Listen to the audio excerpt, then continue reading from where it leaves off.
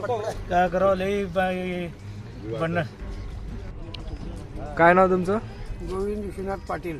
हो, काय समस्या आहे? समस्या काय, शेत वाहून गेले, आता आत्महत्या करायची वेळ आली. बरं, तुम्ही प्रशासनाला काय सांगणार? काय प्रशासन येऊन काय विचारते ते सगळं सांगावं लागतं त्याला. आता कोण आमचं घराणं ऐकणार आहे? आतापर्यंत कोणी आले का नाही अजून? कोणी नाही आले. कोणाला जाऊन निवेदन वगैरे काय दिलात का नाही तुम्ही? दिलंय आता सगळ्याला, पण कोणी यायलाच तयार नाही. सगळे आता सगळे आलेच नाही यंत्रणा. कोणते कृषी खातं आले नाही ना तहसीलदार बरं, कोणी आले. तुमचं काय नाव? तानाजी नानराव पाटील. काय म्हणतात? 4 दिवस झालं पाण्यात आहे सोयाबीन. पाणी सोयाबीनच्या वरी कमराला पाणी आहे. बरं, अजूनपर्यंत कोणाला काय बोललात का नाही तुम्ही प्रशासनाला? आमच्याकडे आज किरण गायकवाड आले, ते येऊन बघून गेले फक्त. बरं,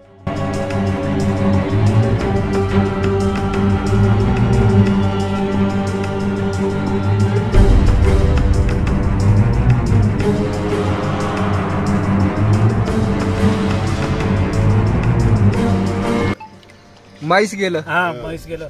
हा, आणि काय? 3 दिवस झालं म्हैस गेले पाण्यात. 3 दिवस झालं. हा, नुकसान का पाईप गेले, ते इंजन गेले पाण्यात होऊन. बरं, काय सांग, आणि कंबरात पाणी आहे शेड मध्ये. काय सांगाल प्रशासनाला तुम्ही? आता कोण आलं नाही बघायला, काय नाही. काय करावं? ओ बजरे सुद्धा वाहून गेलं तर सगळं हैराण आहे मला. एक तर हातावर आहे, पोट आहे. स्वागत आहे महाराष्ट्र रफ्तार न्यूजच्या बातमीपत्रामध्ये. आम्ही या ठिकाणी धाराशिव जिल्ह्यातील उमरगा तालुका या ठिकाणी सध्या उपस्थित आहात. कंटेकूर या ठिकाणी आम्ही सध्या उपस्थित आहोत आणि तुम्ही पाहू शकता की शेतकरी, काय नाव बघा तुमचं? दयानंद स्वामी.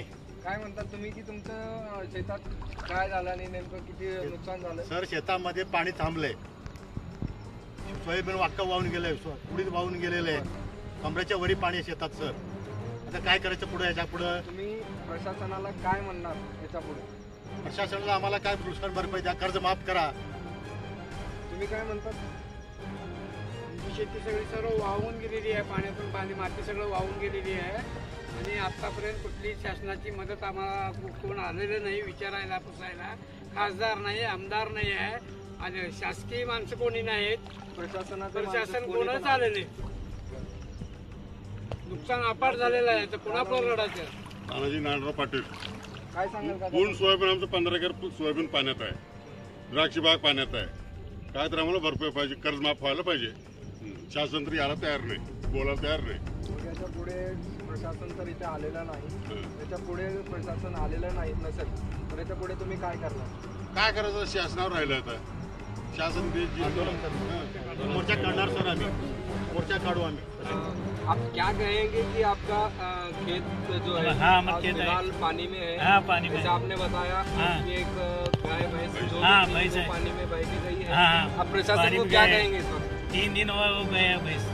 हाँ, उसको कौन पता नहीं क्या नहीं. इसका नुकसान भरपाई कौन करेगा अभी? शासन करने वाला है. शासन करना. शासन के लोग कोई आए थे कि नहीं आए थे? कोई भी नहीं आए इधर. कौन देख रहा है नहीं इधर. हाँ, कौन नहीं आ रहा है. हाँ, तो अगर नहीं मिलेगा तो आप क्या करेंगे? अब उनके दिल पर है. फाशी लेने का. हाँ, फाशी लेता है. हाँ, व्यक्त करत आहेत. यापुढे पाहायचं एवढंच आहे की महाराष्ट्र सरकार या शेतकऱ्यांचा आवाज उचलतो का नाही. पाहत रहा असंच महाराष्ट्र रफ्तार न्यूज. मी राहिल पटेल.